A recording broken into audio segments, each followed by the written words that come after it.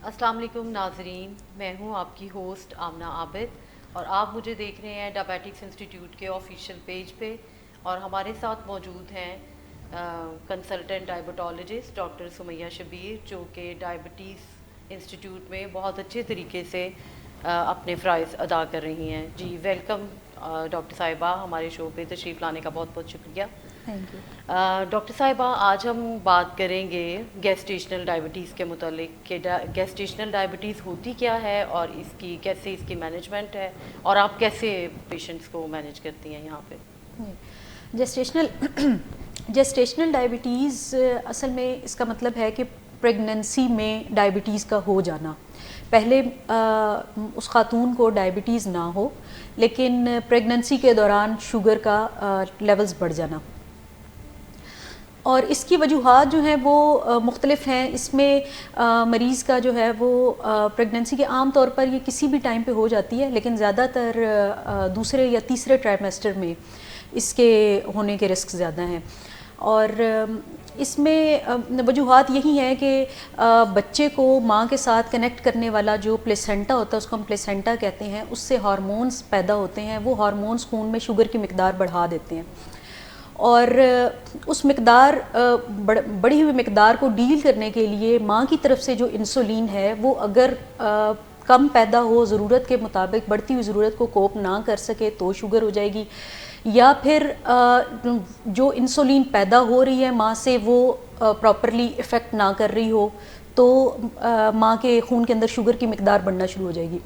तो इन वजूहात की वजह से प्रेगनेंसी के अंदर डायबिटीज़ हो जाती है। अच्छा, तो इस दौरान कैसे डायग्नोज करती हैं कि किस वक्त उसकी स्क्रीनिंग जो है किस वक्त होती है।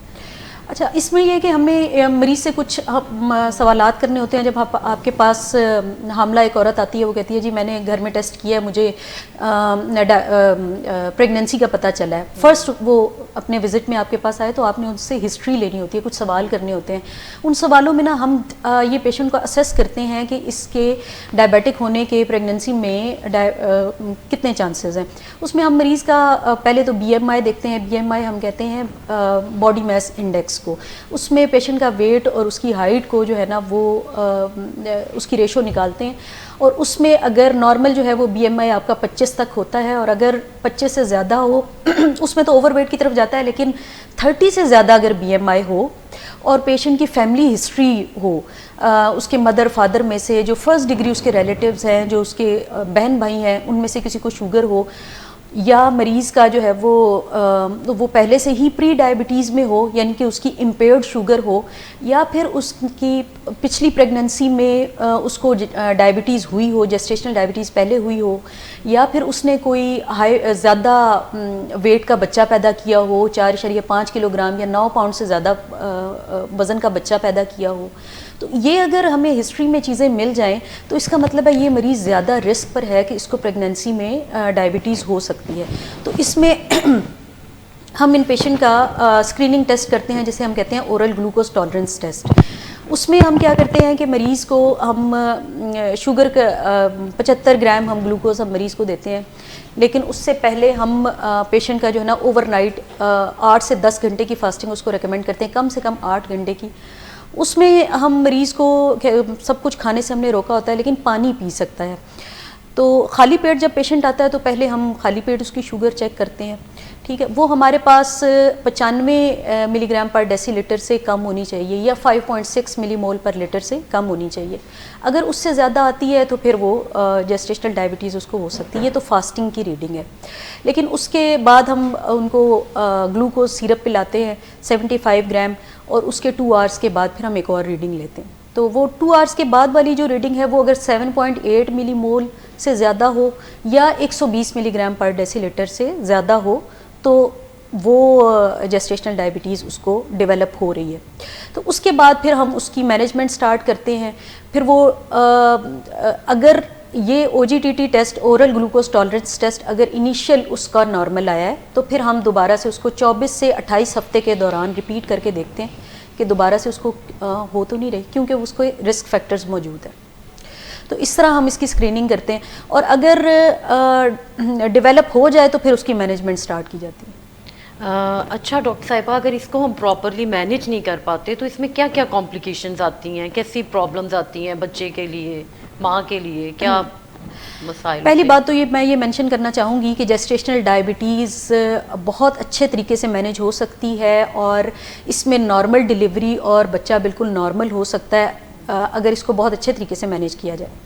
तो मैनेजमेंट जो है वो अगर इसको अनट्रीटेड छोड़ा जाए, इग्नोर्ड छोड़ा जाए और मरीज़ ने बाकायदा डॉक्टर के साथ अपने विज़िट्स रेगुलरली नहीं किए हुए, बच्चे की मॉनिटरिंग नहीं हुई, तो इसमें माँ के साथ भी कॉम्प्लिकेशंस डेवलप हो सकती हैं और बच्चे की भी कॉम्प्लिकेशंस डेवलप हो सकती हैं। माँ से रिलेटेड ये हैं कि आप इसमें बच्चे का साइज़ बड़ा होता जाता है, क्योंकि माँ से ग्लूकोज की मिकदार जो है वो बच्चे को ज़्यादा जा रही होती है, उसकी वजह से बच्चे का साइज़ बड़ा होना शुरू हो जाता है। तो बच्चे का साइज़ बड़ा होने की वजह से माँ जो है उसका सी सेक्शन सीजेरियन ऑपरेशन करना पड़ता है बच्चे की डिलीवरी के लिए, उस तरफ जा सकती है। इसके अलावा जो फ्लूइड होता है बच्चे के इर्द गिर्द माँ के यूट्रस के अंदर फ्लूइड होता है, उसकी मिकदार बढ़ना शुरू हो जाती है। उसकी मिकदार बढ़ने की वजह से एक उसे हम कहते हैं प्री टर्म लेबर की तरफ मरीज़ा जा सकती है कि अपने मुकर्ररा वक्त यानी 37 हफ्ते से पहले अगर वो उसको लेबर शुरू हो सकती है, जिसकी अपनी फिर फर्दर कॉम्प्लिकेशंस हैं।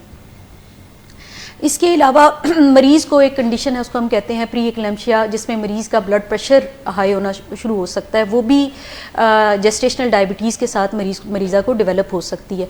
उसको फिर मैनेज करना ज़रूरी है। अगर उसकी फिर आगे से हाई ब्लड प्रेशर और फिर वो झटके लगना और उसकी मज़ीद कॉम्प्लिकेशंस है।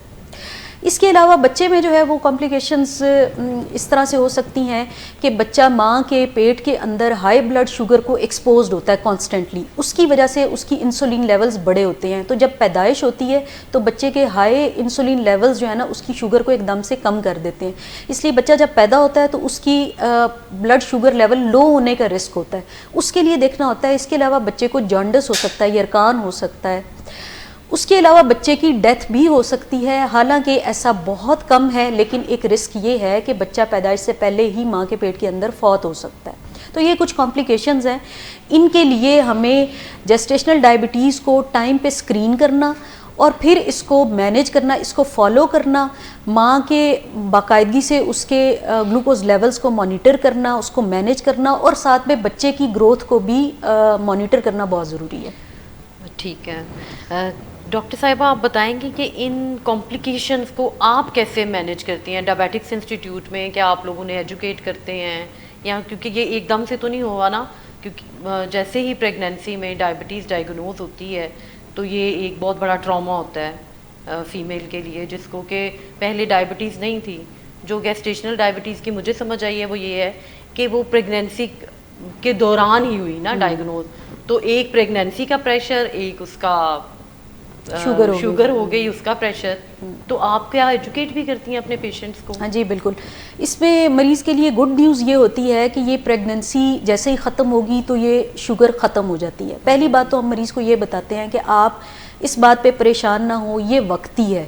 हाँ, इसका लॉन्ग टर्म है, इसमें रिस्क होता है, मरीज़ टाइप 2 डायबिटीज़ की तरफ जा सकता है, लेकिन उस पर्टिकुलर प्रेगनेंसी पीरियड के लिए मरीज़ को ये तजवीज़ की जाती है कि आपको दवाइयाँ और अपने आप को मॉनिटरिंग और इलाज जो है ना वो आपका प्रेगनेंसी में होगा, उसके बाद आपको ये ख़त्म हो जाएगी। सिर्फ उसके बाद आपने अपना ध्यान रखना है और अपने जो है ना वो डाइट और एक्सरसाइज के साथ इसको मॉनिटर करते रहना है, पहली बात। दूसरा ये कि मरीज़ को जो है वो हमारे यहाँ पे डायबिटिक इंस्टीट्यूट पाकिस्तान में रेगुलर सेशंस होते हैं जिसमें हम मरीज़ को बुलाते हैं और उनकी हम काउंसलिंग करते हैं, उनको हम बताते हैं कि आपने इससे घबराना नहीं है, परेशान नहीं होना, और इसको आप किस तरह से अच्छे तरीके से मैनेज कर सकते हैं अपने डॉक्टर्स के साथ, अपने डाइटिशियन के साथ इन कांटेक्ट रह के, अपने फिजियोथेरेपिस्ट के साथ इन कांटेक्ट रह के। तो आप हमारे नाज़रीन को बताएंगे किस दिन होता है आपका वो सेशन?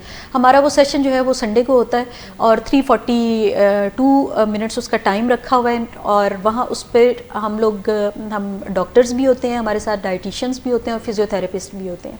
तो उसमें हम मरीज़ की जनरल काउंसलिंग भी करते हैं और फिर इंडिविजुअल इश्यूज़ को भी हम एड्रेस करते हैं कि हर पर्टिकुलर पेशेंट का अपना क्या कंसर्न है, उसको हम इन पर्सन भी हम काउंसिल करते हैं, एड्रेस करते हैं। ठीक है।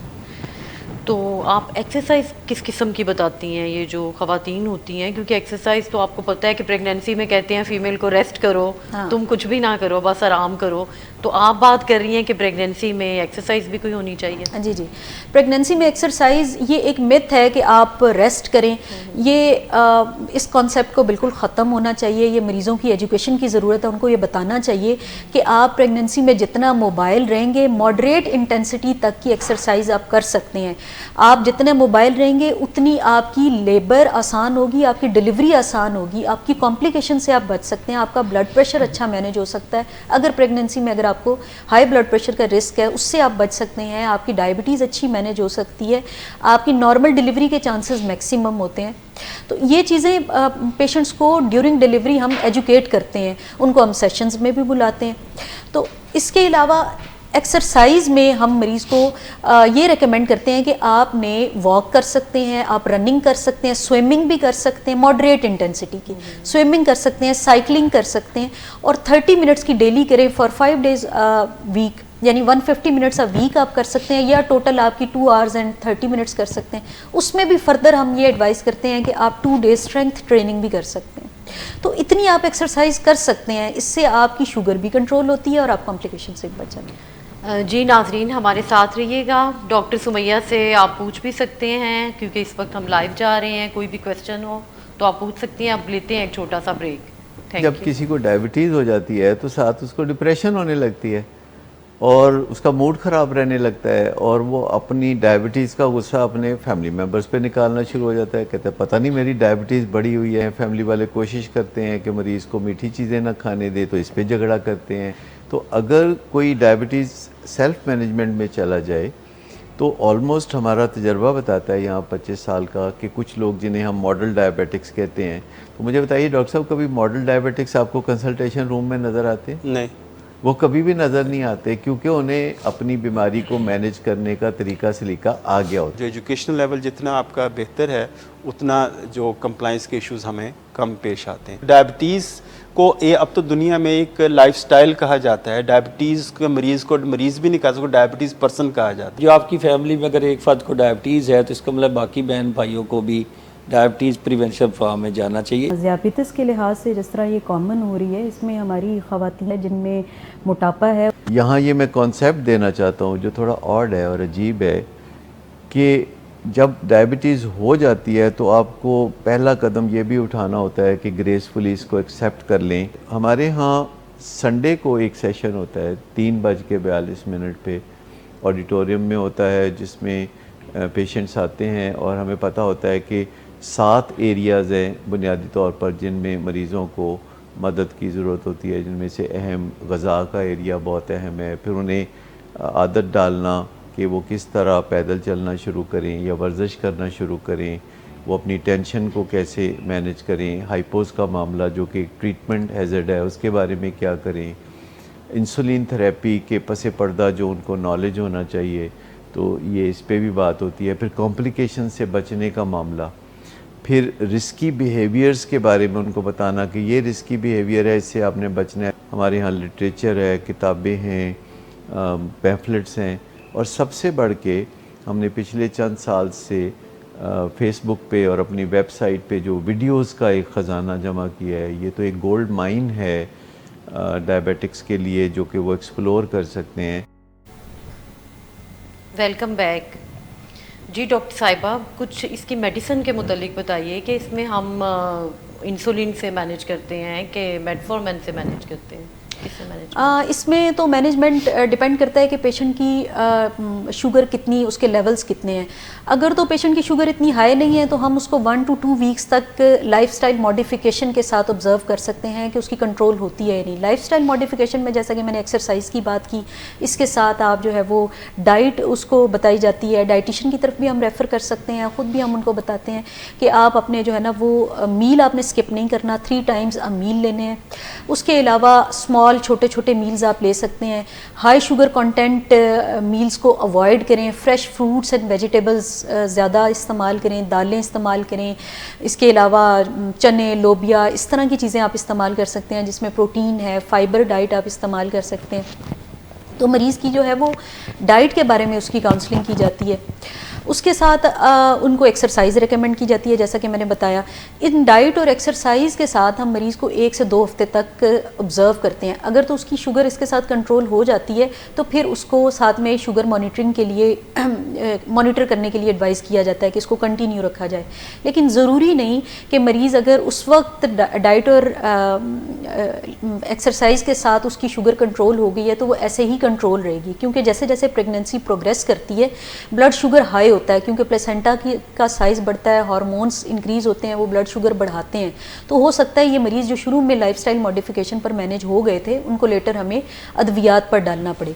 तो इसके साथ हम मरीज़ को एडवाइस करते हैं कि अपने पास ग्लूकोमीटर रखे और अपनी शुगर जो है वो दिन में एटलीस्ट 4 रीडिंग्स ले, जिसमें से पहली रीडिंग जो है वो नाश्ते से पहले हो और बाकी 3 रीडिंग्स हर मील के 1 घंटे के बाद ले। उसमें फिर हम मरीज़ को टारगेट्स बताते हैं कि आपकी जो है ना वो फास्टिंग 95 से कम होनी चाहिए और आपकी 1 घंटे के बाद जो है शुगर 140 मिलीग्राम पर डेसीलीटर से हर मील के कम होनी चाहिए।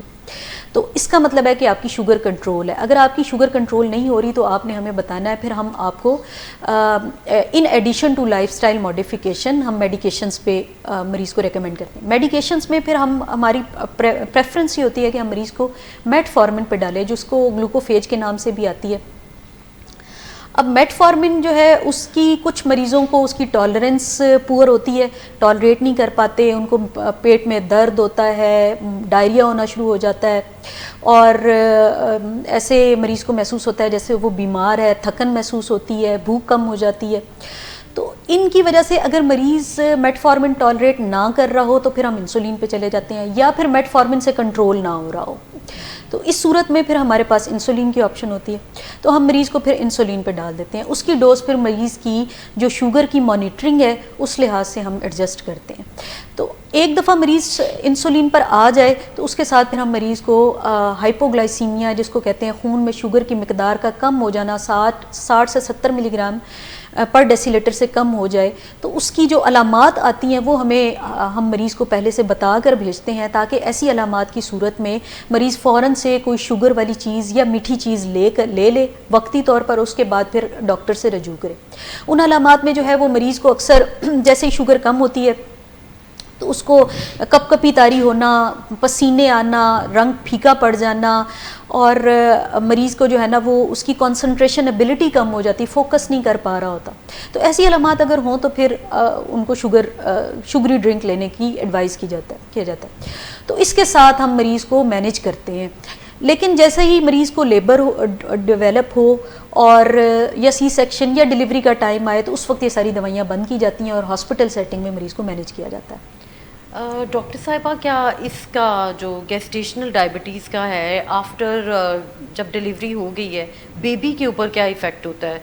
मतलब उसकी कोई पर्सनालिटी में या उसकी जो बेबी के फिजिकल हेल्थ कैसी होती है इफेक्टेड? बेबी की डिलीवरी के बाद जो मैंने कॉम्प्लिकेशंस का जिक्र किया, हाइपोग्लाइसीमिया, ब्लड शुगर लो होना, यरकान हो जाना, उसके अलावा लॉन्ग टर्म उस कॉम्प्लिकेशंस को तो हॉस्पिटल सेटिंग में मैनेज कर लिया जाता है।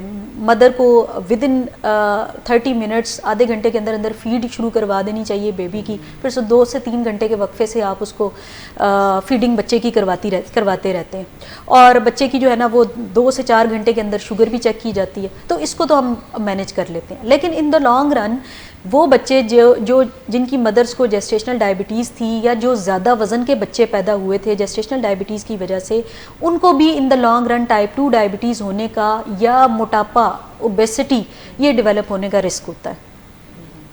तो उनके वालिदैन को ये एजुकेट करना चाहिए कि आपके बच्चे जब बड़े हों तो आप उनकी शुरू से ही आप उनकी लाइफस्टाइल मॉडिफिकेशन पे, हेल्दी डाइट पर और फिज़िकल एक्टिविटी इंक्रीज़ करने पर तवज्जो दें। गेस्टेशनल डायबिटीज़ की जहाँ तक समझ आ रही है वो भी कुछ मोटापे से लिंक नहीं है जी? जैसे आपने शुरू में जिक्र किया कि BMI जब ज़्यादा तो होती है, तो क्या इसका कुछ होता है कि ओबेसिटी की वजह से है? तो शुरू से ही अगर लाइफस्टाइल एक अच्छा नॉर्मल हेल्दी लाइफस्टाइल रखा जाए, प्रॉपर डाइट हो, प्रॉपर वॉक हो, डेली कुछ मतलब हम लोग अपने सभी लाइफस्टाइल में चेंज करें ताकि एक हेल्दी नॉर्मल लाइफस्टाइल हो तो उसमें जो है वो मेरे ख्याल में तो डायबिटीज़ एक नेमत बन जाती है। डेफिनेटली उसके डायबिटीज़ लिए- होने का मतलब है कि अब आपको अपने ऊपर तवज्जो देनी है। पहले अगर आप अपने आप को इग्नोर कर रहे थे तो इट्स द टाइम कि आप अपने अपना लाइफस्टाइल भी बेहतर करें, अपनी जो है वो मोटापा है उसको कम करें, तो ये अपने ऊपर तवज्जो देने का बेहतरीन टाइम है। जो आपके पास आती हैं ख़वातीन, तो फिर उनकी क्या ख़त्म हो जाती है डायबिटीज़? जैसे डिलीवरी हुई तो डायबिटीज़ ख़त्म हो गई? हाँ, डिलीवरी होने के बाद डायबिटीज़ की मॉनिटरिंग की जाती है, शुगर की मॉनिटरिंग की जाती है। नॉर्मली तो जेस्टेशनल डायबिटीज़ का मतलब है कि सिर्फ प्रेगनेंसी में शुगर का हो जाना। जैसे ही डिलीवरी होती है उसके बाद मरीज़ों की शुगर नॉर्मल होना शुरू हो जाती है और नॉर्मल हो जाती है। लेकिन कुछ बहुत कम परसेंटेज ऐसी है कि जिनकी शुगर कंटिन्यू रहती है। इसमें ये होता है कि डिलीवरी के 1 से 2 दिन के अंदर 1 से 2 दिन तक हम शुगर मॉनिटर करते रहते हैं। उसके बाद 6 से 13 हफ्ते के दरमियान भी चेक की जाती है देखने के लिए कि शुगर ख़त्म हो गई है या नहीं। अगर ख़त्म हो जाए तो फिर ऐसे मरीज़ों को हम एडवाइस करते हैं कि सालाना अपनी शुगर चेक करवाते रहें, और उनको ये बताया जाता है कि आपको ज़िंदगी में टाइप 2 डायबिटीज़ होने का रिस्क है। लेकिन कुछ बहुत कम परसेंटेज, जैसे मैंने बताया, कि उनकी कंटिन्यू रहती है। ये वो मरीज़ होते हैं जिनको प्री डायबिटीज़ थी प्रेगनेंसी से पहले, जो कि डायबिटिक्स हो रहे थे पहले से ही, और प्रेगनेंसी में उनको जेस्टेशनल डायबिटीज़ हो गई और उसके बाद फिर वो डायबिटीज़ की तरफ चल पड़े, उनकी डायबिटीज़ कंटिन्यूड रहती है। जी, हम नाजरीन, हमारे साथ मौजूद हैं वसीम क्लिनिकल साइकोलॉजिस्ट हैं, डिप में हमारे साथ काम करते हैं। वसीम, आप कुछ पूछना चाहेंगे? जी डॉक्टर साहब, मैं आपसे पूछना चाहूँगा, जैसे आपने अभी गेस्टेशनल डायबिटीज़ के ऊपर सिम्टम्स, इसकी मैनेजमेंट और इसकी कॉम्प्लिकेशंस के बारे में बताया, तो क्या आफ्टर डिलीवरी बच्चा और माँ को इसकी जो लॉन्ग टर्म प्रोग्नोसिस है उसको कैसे बेहतर बनाना चाहिए? लॉन्ग टर्म प्रोग्नोसिस तो आपने डाइट और लाइफस्टाइल मॉडिफिकेशन से ही करना है, एक्सरसाइज से ही अब बेहतर करना है।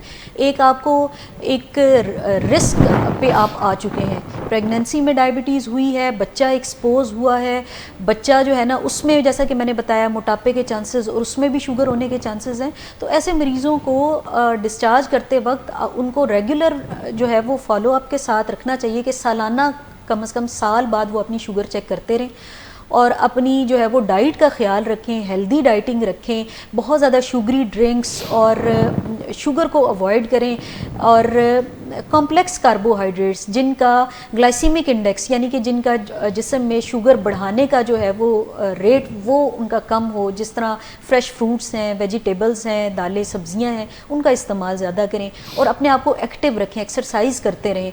तो इसका रिस्क है लेकिन ज़रूरी नहीं है कि होगी। आप अपने आप को अच्छे लाइफस्टाइल के साथ इससे मुकम्मल तौर पर बचा भी सकते हैं। तो मिस, डाइट और एक्सरसाइज दोनों की इंटेंसिटी या उनकी जो मैनेजमेंट है वो एक जैसी होनी चाहिए? मसलन डाइट जैसे आपने कहा कि वो एक मैनेज तरीके से खा रहे हैं, तो क्या एक्सरसाइज की इंटेंसिटी वगैरह भी मैटर करती है? मॉडरेट इंटेंसिटी एक्सरसाइज रिकमेंडेड है।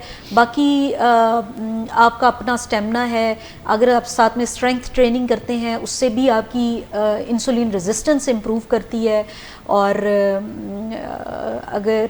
और फ्यूचर में आप डायबिटीज़ से बच सकते हैं। बाकी हाई इंटेंसिटी की आप कर सकते हैं लेकिन उसको मेंटेन करना मरीज़ों के लिए मुश्किल होता है। कोई भी इंडिविजुअल जो है वो इन द लॉन्ग रन उसको मेंटेन करने के लिए उसको मोटिवेशन कांस्टेंट रिक्वायर्ड होती है। इसलिए जो नॉर्मली जिसको मेंटेन रखा जा सकता है वो हम मॉडरेट इंटेंसिटी ही रिकमेंड करते हैं। और इसके लिए क्या एक स्ट्रक्चर के साथ जुड़ना बहुत ज़रूरी है? हाँ, स्ट्रक्चर, आप रेगुलर जिम ज्वाइन करें, इवन ज़रूरी नहीं है जिम का भी, आप घर में भी वॉक कर सकते हैं, अपने छत पे वॉक करें, किसी खुले एरिया में आप पार्क में जाके आप ब्रिस्क वॉक कर सकते हैं। 30 मिनट्स की रिकमेंडेड है। इसके साथ आप अपने ज़रूरियात ज़िंदगी, अपने रोज़मर्रा के काम भी आसानी से कर सकते हैं, आपको बोझ भी महसूस नहीं होता, एक्टिव भी रहते हैं और इन द लॉन्ग रन आप डायबिटीज़ से बच भी जाते हैं।